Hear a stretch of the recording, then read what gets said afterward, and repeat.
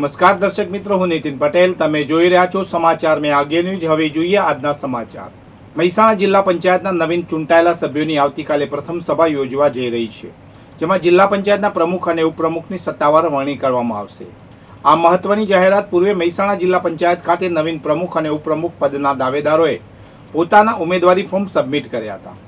મહેસાણા જિલ્લા ભાજપના વરિષ્ઠ નેતાઓ અને પદ અધિકારીઓની પ્રેરક ઉપસ્થિતિમાં ભાજપના સત્તાવાર મેન્ડેટ સાથે વિજાપુરની ખરોડ બેઠક પરથી ભવ્ય વિજય મેળવનાર નીતિન પટેલે પ્રમુખ પદ માટે પોતાનું ફોર્મ ભર્યું હતું, જ્યારે ઉપપ્રમુખ પદ માટે માનસંગજી ઠાકોરે ઉમેદવારી પત્ર રજૂ કર્યું હતું. ભાજપના મેન્ડેટ સાથે ફોર્મ ભરતાની સાથે જ મહેસાણા જિલ્લા પંચાયતના પ્રમુખ તરીકે નીતિન પટેલ અને ઉપપ્રમુખ તરીકે માનસંગજી ઠાકોરનું નામ નિશ્ચિત થઈ ચૂક્યું છે. રાજ્યમાં ખાદ્ય પદાર્થોમાં ભેળસેળ કરનારા તત્વો સામે સરકારે લાલ આંખ કરી છે. ગાંધીનગરની ફ્લાઇંગ સ્ક્વોડ ઊંઝાની ગણપતિ ક્લિનિંગ ફેક્ટરી પર દરોડા પાડીને વરિયાળીને આકર્ષક દેખાવ આપવા માટે વપરાતા પ્રતિબંધિત ઝેરી લીલા રંગના મોટા રેકેટનો પર્દાફાશ કર્યો છે. આ કાર્યવાહી દરમિયાન ફૂડ સેફ્ટી ઓફિસરોએ રૂપિયા 3.30 લાખની કિંમતનો 3548 કિલો વરિયાળીનો જથ્થો અને 140 કિલો કલર સીઝ કર્યો છે. તપાસમાં સામે આવ્યું છે કે આ ફેક્ટરી કોઈપણ પ્રકારના માન્ય લાયસન્સ વગર ધમધમતી અને લોકોના આરોગ્ય સાથે ગંભીર ચેડા કરી રહી હતી. આગામી પવિત્ર તહેવાર બકરી ઈદની સમગ્ર પંથકમાં શાંતિપૂર્ણ અને ભાઈચારાના માહોલમાં ઉજવણી થાય તે હેતુથી કડીના બાવલુ પોલીસ મથક ખાતે એક વિશેષ શાંતિ સમિતિની બેઠક યોજાઈ હતી. બાવલુ પોલીસ સ્ટેશનના પીઆઈ ડીજી વડવાની અધ્યક્ષતામાં આયોજિત આ બેઠકમાં હિન્દુ મુસ્લિમ સમુદાયના અગ્રણીઓ, રાજકીય પક્ષોના હોદ્દેદારો અને સામાજિક પ્રતિનિધિઓ મોટી સંખ્યામાં ઉપસ્થિત રહ્યા હતા. બેઠકનો મુખ્ય સૂર કાયદો અને વ્યવસ્થાની સ્થિતિ જાળવી રાખીને પરંપરાગત રીતે કોમી એકતાના દર્શન કરાવવાનો હતો.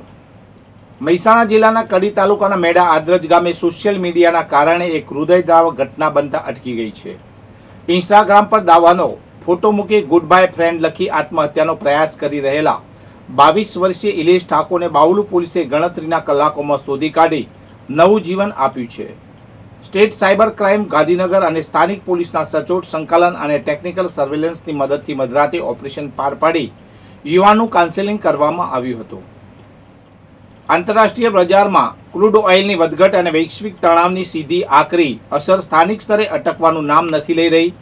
ગાંધીનગરના નાગરિકો હજુ ગત સપ્તાહના 2 મોટા આંચકામાંથી બહાર આવ્યા નહોતા, તે આજે 23 મેના રોજ વધુ એક વખત ઈંધણના ભાવમાં તોતિંગ વધારો ઝીકી દેવામાં આવ્યો છે. ગત 15 મેના રોજ ₹3 અને ત્યારબાદ 19 મેના રોજ 80 પૈસાનો ભાવ વધારો આવ્યા બાદ આજે ફરી એકવાર પેટ્રોલમાં 87 પૈસા અને ડીઝલમાં 91 પૈસાનો ધરખમ વધારો ઝીંકાતા મધ્યમ વર્ગીય પરિવારોની કમર ભાંગી ગઈ છે.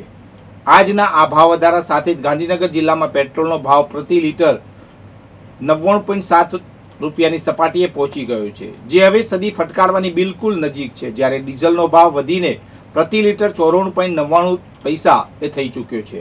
આ સાથે જ છેલ્લા ગણતરીના 10 દિવસમાં ઈંધણના ભાવમાં આશરે 4.5 રૂપિયાથી વધુનો કુલ વધારો થઈ ચૂક્યો છે, જે ગ્રાહક માટે અસહ્ય સાબિત થઈ રહ્યો છે. બનાસકાંઠા જિલ્લાના પાલનપુર હાઈવે પર આવેલા બ્લિસ બાર સ્પા સેન્ટરમાં ગેરકાયદેસર પ્રવૃત્તિઓ ઝડપાઈ છે. સ્પેશિયલ ઓપરેશન ગ્રુપ અને લોકલ ક્રાઇમ બ્રાન્ચ દ્વારા દરોડો પાડી થાઇલેન્ડની 5 યુવતીઓ સહિત કુલ 7 લોકોની અટકાયત કરવામાં આવી છે.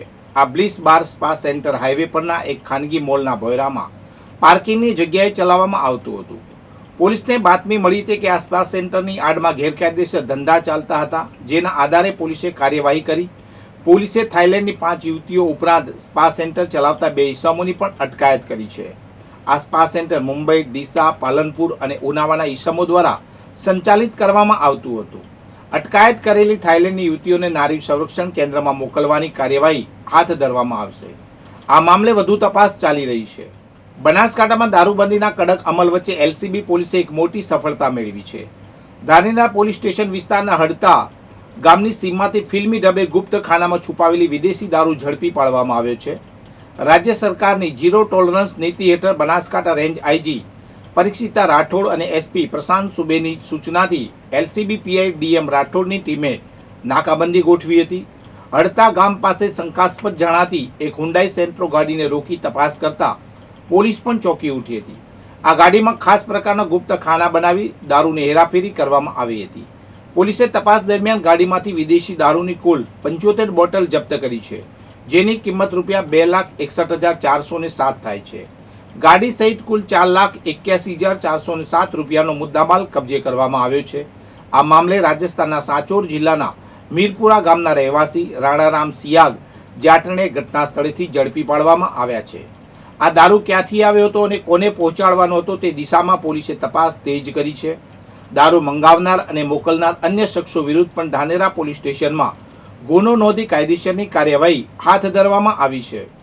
વિસનગર શહેરને ટ્રાફિકના ચક્રવ્યૂહમાંથી મુક્તિ અપાવવા માટે વહીવટી તંત્ર દ્વારા લાંબા સમયથી પ્રતીક્ષિત 8 કિલોમીટર લાંબા બાયપાસ રોડની કામગીરી આખરે શરૂ કરી દેવામાં આવી છે.